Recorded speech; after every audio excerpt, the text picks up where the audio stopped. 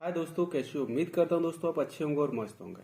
तो दोस्तों आज मैं आपको बताने वाला हूँ दोस्तों, जो बीएलओ के द्वारा जो फॉर्म अप्लाई किया जा रहा है, यानी नई जनगणना के लिए दोस्तों जो फॉर्म अप्लाई किए जा रहे हैं, यानी कि भारतीय निर्वाचन आयोग गणना प्रपत्र।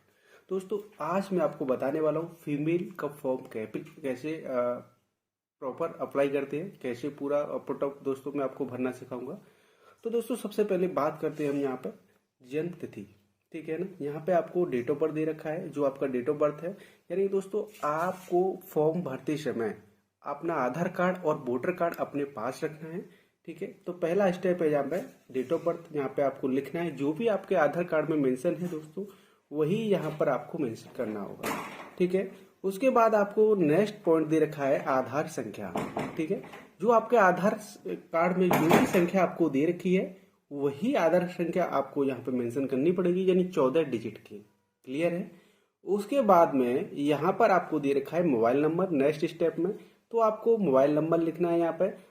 जरूरी नहीं है, अगर आपके पास मोबाइल नंबर नहीं है तो आप अपने परिवार में, अपनी फैमिली में किसी का भी यहाँ पर आप अपना मोबाइल नंबर पुटअप कर सकते हैं।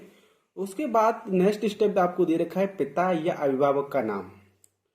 तो दोस्तों यहाँ पर आपको क्या करना है, अगर आप फीमेल का फॉर्म अप्लाई कर रहे हो तो रियल अपने फीमेल का जो माँ बाप जिन्होंने उनको जन्म दिया उन्हीं का ही डाटा नाम आएगा यहाँ पर। ठीक है, अगर कोई फीमेल अगर मैरिड है तो उनके सास या ससुर का कोई यहाँ पर नाम नहीं आएगा, यानी कि उनके मायके का जो माता पिता है उन्हीं का ही नाम यहाँ पर आएगा। तो मैंने आपको फॉर्मेलिटी के लिए यहाँ पर रामलाल लिख दिया है। आपको जो भी आपके नाम हो, आपके पिता का नाम, तो आप यहाँ पर पुटअप कर सकते हैं। क्लियर है? तो उसके बाद में यहाँ पर आपको दे रखा है पिता या अभिभावक का ईपीआईसी संख्या। ठीक है, ये आपको कहाँ मिलेगा? ये आपको आपके पिता के वोटर कार्ड में आपको क्लियर मिल जाएगा। यहाँ पर आपको पुटअप करना, अगर आपके पास नहीं है तो आप इसको ब्लैंक यानी खाली भी छोड़ सकते हैं। क्लियर है फ्रेंड्स? उसके बाद में आपके यहाँ पे दे रखा है माता का नाम, तो यहाँ पे आप अपनी माता का नाम लिख सकते हैं। मैंने आपको एक फॉर्मेलिटी में आपको लिख के दिखा दिया है, ममता देवी। जो भी आपका नाम होगा माता का नाम, वो आप यहाँ पर लिख सकते हैं। क्लियर है? उसके बाद में माता का ईपीआईसी संख्या यदि उपलब्ध हो तो यहाँ पे आप लिख सकते हैं, नहीं है तो आप इसको खाली भी छोड़ सकते हैं। ये आपको अपने माता के वोटर कार्ड में ऊपर ईपीआईसी संख्या मिल जाएगा, अगर है तो आप यहाँ पे मेंशन कर सकते हैं। उसके बाद में यहाँ पे दे रखा है पति या पत्नी का नाम यदि लागू हो। अगर महिला का फॉर्म भरते समय अगर महिला मैरिड है तो आपको यहाँ पे पति पर टिक करना है और यहाँ पर आपको अपने पति का नाम लिख देना है। ठीक है ना? और नेक्स्ट स्टेप में आपको दे रखा है पति या पत्नी का नाम ईपीआईसी संख्या यदि उपलब्ध हो, तो आप यहाँ पे लिख सकते हो। तो ये आपको कहाँ मिलेगी? आपके जो अगर महिला मैरिड है तो उसकी वोटर कार्ड, उसके पति के वोटर कार्ड के ऊपर जस्ट ईपीआईसी संख्या लिखा हुआ होगा, आप यहाँ पर मेंशन कर सकते हैं। यहाँ तक उम्मीद करता हूँ यहाँ तक आपको कोई डाउट नहीं होगा। क्लियर है फ्रेंड? उसके बाद में नेक्स्ट स्टेप यहाँ पे आपको दे रखा है, यहाँ पर दे रखा है पिछले कॉलम में दिए गए सम्मति का विवरण पिछले एसआईआर के अनुसार। ठीक है ना? ठीक है दोस्तों, अब यहाँ पर आपको क्या करना है, ये वाला कॉलम आपको नहीं भरना। अगर आप पिछली मतदाता गणना में, अगर पिछली जनगणना में अगर आपका नाम है तो आप ये भर सकते हैं, नहीं है तो ये क्रॉस कर सकते हैं। ये आपको इससे, इस कॉलम से आपको कोई मतलब नहीं होगा। ठीक है, तो इस वाले कॉलम में अगर आपको पहली बार जनगणना में अगर शामिल हो रहे हैं तो आपको ये वाला भरना है।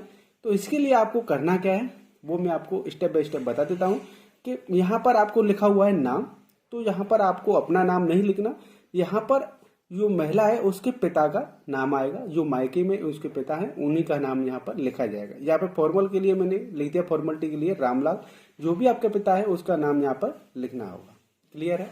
उसके बाद में ईपीआईसी संख्या यदि उपलब्ध हो, यानी कि यहाँ पर आपका ईपीआईसी संख्या वह संख्या आएगा जो आपके 2002 जनगणना के अकॉर्डिंग यहाँ पे दिया गया हो, वही आपको यूपी डैश करके यहाँ पर होगा, वो आप लिख सकते हैं। अब दोस्तों ये आप ये आपकी बड़ी कंफ्यूजन होगी कि ये आपको मिलेगा कहाँ। तो दोस्तों ये आपको मिलेगा यहाँ, जैसे महिला है उसकी जो शादी हो गई है, उसके मायके में जो बीएलओ होगा वो वोटिंग लिस्ट निकाल के देगा उसके पिता के नाम के अकॉर्डिंग। तो वहां पर ये चीजें मिल जाएंगी अच्छे से, ठीक है ना। तो वही चीज यहाँ पर ईपीआईसी संख्या मेंशन करना होगा।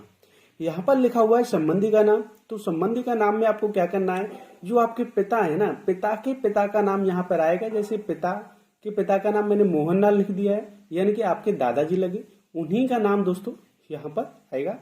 क्लियर सी बात है।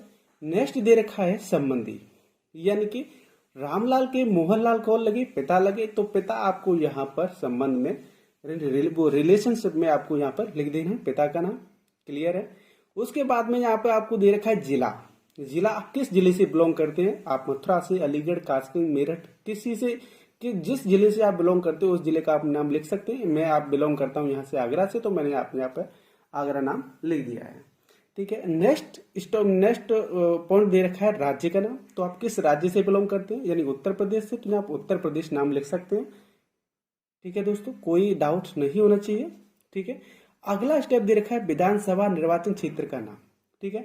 अब विधानसभा निर्वाचन क्षेत्र का नाम, यहाँ पर हमारा विधानसभा निर्वाचन क्षेत्र दे रखा है फतेहपुर सीकरी, और आपका क्या दे रखा है, आपके अकॉर्डिंग अब ये कहाँ मिलेगा, आपकी वोटिंग लिस्ट के जस्ट ऊपर मिल जाएगा। आप बीएलओ से संपर्क करेंगे तो वो आपको नीचे का डाटा निकाल के दे देगा।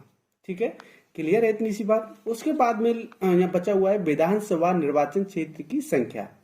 ठीक है। अब ये 348 जो मैंने लिखा हुआ है, ये भी दोस्तों आप बीएलओ के पास जाओगे, वो एक आपको पुरानी वाली वोटिंग लिस्ट निकाल के देगा, तो जस्ट ऊपर लिखा हुआ विधानसभा निर्वाचन क्षेत्र की संख्या, तो आपको यहाँ लिख देनी है। नेक्स्ट दे रखा है भाग संख्या, तो भाग संख्या भी वहीं ऊपर जस्ट दे रखा होता है, उसमें लिखा होता है भाग संख्या। आगे 118 आपका जो भी होगा आप यहाँ पर पुटअप कर सकते हैं। मेरा 118 है तो मैंने वहां पर 118 लिख दिया।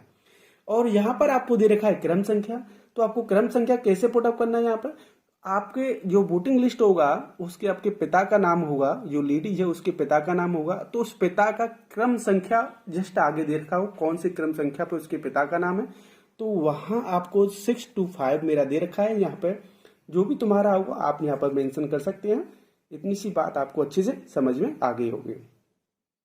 उसके बाद यहाँ पर नीचे दे रखा है आपको कि मतदाता या किसी अन्य वयस्क पारिवारिक सदस्य के हस्ताक्षर या बाएं अंगूठे का निशान। अगर यहाँ पर आप सिग्नेचर कर सकते हैं तो आप सिग्नेचर कर दो, नहीं तो आप अंगूठे का निशान भी लगा सकते हैं। ठीक है। Is the clear. इसके बाद में क्या करना होगा आपको, यहाँ पर नेक्स्ट स्टेप दे रखा है कि यहाँ पर दे रखा है बीएलओ के हस्ताक्षर।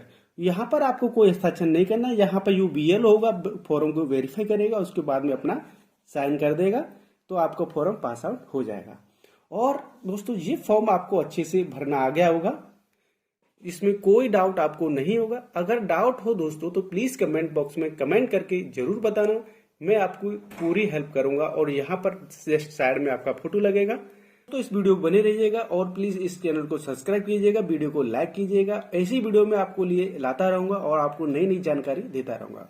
तो मिलते हैं दोस्तों नेक्स्ट वीडियो में। Okay bye.